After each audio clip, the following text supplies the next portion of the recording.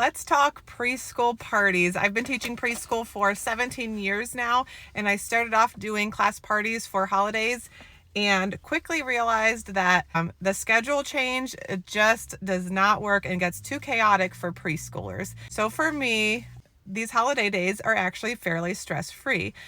And they're some of my favorite days. So for Valentine's, we have something called VIP Valentines, where each student brings in a grown-up to make a Valentine's box together. We read books together, so this also counts as one of our parent events. I'm reading stories to the class, but really I am showing parents what an interactive read aloud looks like. We're handing out and reading our bookmarks that we made for our grown-up. They answered the question, what is love? That's always a big hit. And then we have a counter filled with items that they can use to make boxes. They bring in a box and a roll of tape.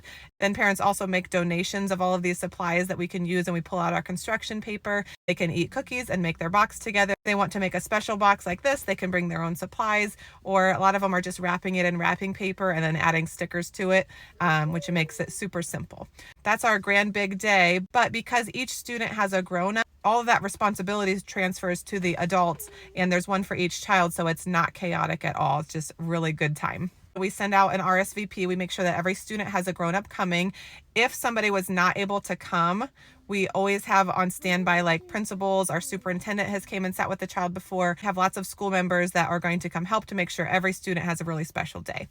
And then the next day, so we always do that on a Wednesday, and then on the Thursday closest to Valentine's Day is the time that we pass out our Valentines. But the rest of the day is a fairly normal day, so it's not out of our normal routine.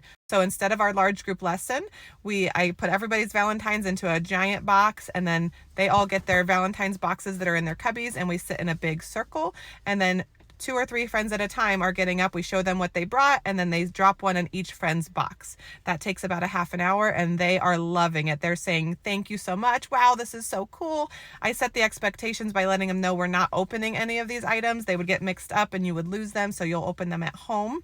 But they sat for the entire thing and were so excited. If you could heard their voices, it was just amazing. So that was our large group lesson.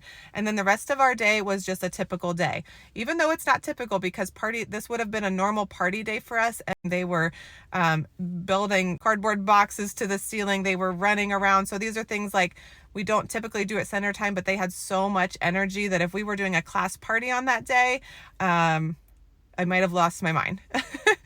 So in general, though, these 2 days are so fun, and because they're organized like that, they're not chaotic at all, and in my opinion, they are much more fun.